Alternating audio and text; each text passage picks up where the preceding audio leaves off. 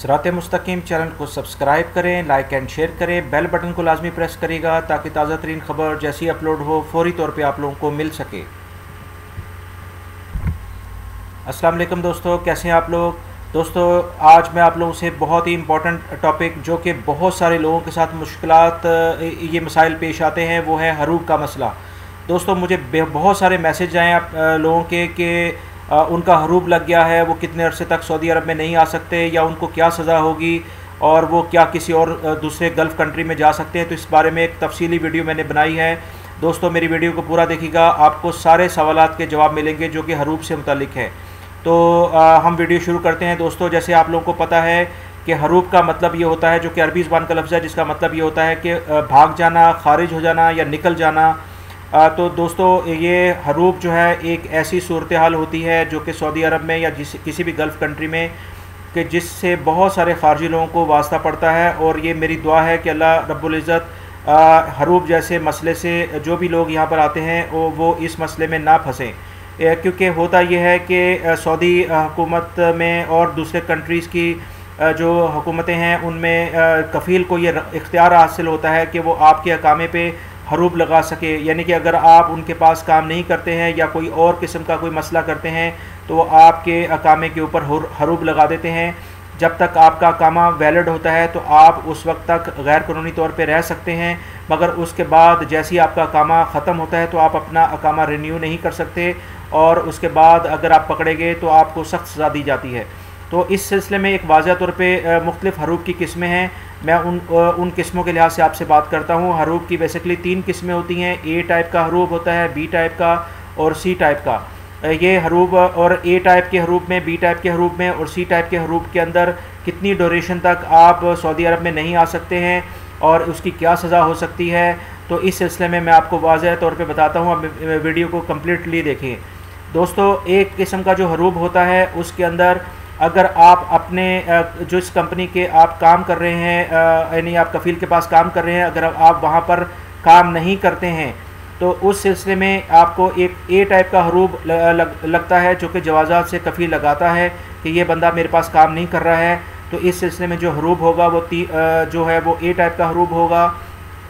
और इसके ऊपर अगर आप अपने मुल्क में चले भी जाते हैं वापस तो 3 साल तक अपने मुल्क सऊदी अरब में वापस नहीं आ सकते। बी टाइप का हरूब जो होता है उसके अंदर आपका जो यानी कि अगर आपके ये उस वक्त लगता है कि जब अगर आप के ऊपर आपके कफ़ील ने या आपकी कंपनी ने हरूब लगा दिया था और आप अपने काम पर भी वापस नहीं गए और उसी दौरान में आपको पुलिस अरेस्ट कर लेती है तो वो आपको एक जेल में ले जाती है। वहाँ पर कुछ कानूनी ज़ाब्ते कार्रवाई की जाती है कानून के लिहाज से और उसके बाद वो जो है पुलिस आपको आपके मुल्क में भेज देती है।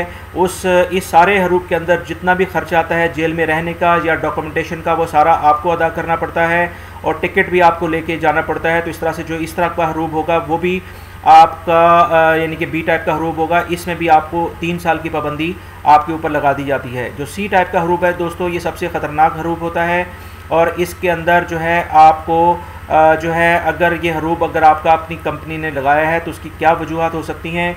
दोस्तों ये हरूब लगाने की जो मेन वजह ये होती है कि आपने किसी जुर्म के अंदर आप इन्वॉल्व थे, यानी कि इस सूरत में अगर आपका कफ़ील हरूब लगाता है तो आप किसी मुजरमाना सरगर्मी में मुलव्वस थे। मसलन आपने कोई फ्रॉड किया था, कोई माली नुकसान किया था या खुदा न खास्ता किसी को कत्ल किया था, तो इस तरीके कार से ये हरूब जो सी कैटेगरी का लगता है। इस सिलसिले में होता यह है कि सबसे पहले तो जो कफ़ील है जवाज़ात के अंदर आपका हरूब लगाने के साथ साथ पुलिस को इन्फॉर्म करता है कि इस शख्स का यह वाला हरूब लग चुका है, ये किसी जुर्म में मुलव्वस है तो इसको गिरफ़्तार किया जाए। पुलिस अपने पूरे वसाइल यूज़ करते हुए इस फ़र्द को तलाश करती है और इस तरीके से पकड़ने की कोशिश करती है। जदीद टेक्नोलॉजी का इस्तेमाल करती है और पकड़ने के बाद मुजरम से मुतल्लिक़ तहकीक की जाती है, उसको कोर्ट में पेश किया जाता है।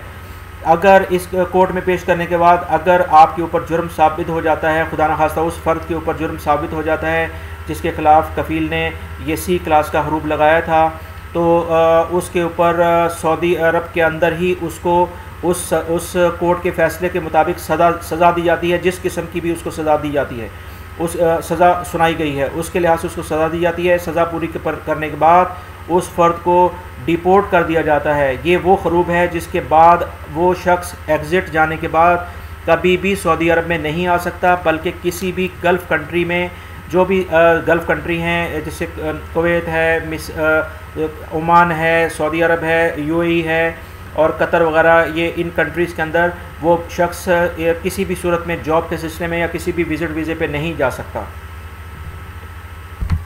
तो दोस्तों, ये मैंने हरूब की पूरी आपको इसके जो किस तरह से हरूब लगता है और कितनी किस्म का होता है, इसके ऊपर क्या सज़ा हो सकती है और ये इसके बाद कितने अरसे तक आप सऊदी अरब में नहीं आ सकते या किसी भी गल्फ़ कंट्री में नहीं आ सकते, तो इस बारे में पूरी डिटेल दी है। उम्मीद करता हूँ कि ये मेरी वीडियो आपको पसंद आई होगी। अपने दूसरे दोस्तों को भी शेयर करें ताकि वो हरूब के मुतालिक जो उनके जहनों में मुख्तलिफ़ किस्म के सवालात हैं, अगर या किसी को ये पता ही नहीं है और इसी चक्कर में वो अपने कफ़ील से अपनी या कंपनी से बात ख़राब कर लेता है, तो उसको ये मालूमात पूरी की पूरी हो जाएँ। और मेरे इस चैनल सिरात मुस्तकीम को सब्सक्राइब करें, लाइक एंड शेयर करें, बेल बटन को लाजमी प्रेस करिएगा। फेसबुक और ट्विटर पे भी मुझे फॉलो कर सकते हैं। इस सिलसिले में मैंने डिस्क्रिप्शन में पूरा लिंक दे दिया है। उम्मीद करता हूँ आपको मेरी वीडियो पसंद आई होगी। वीडियो देखने का बहुत बहुत शुक्रिया। अपना बहुत सारा ख्याल रखिएगा। अस्सलामु अलैकुम।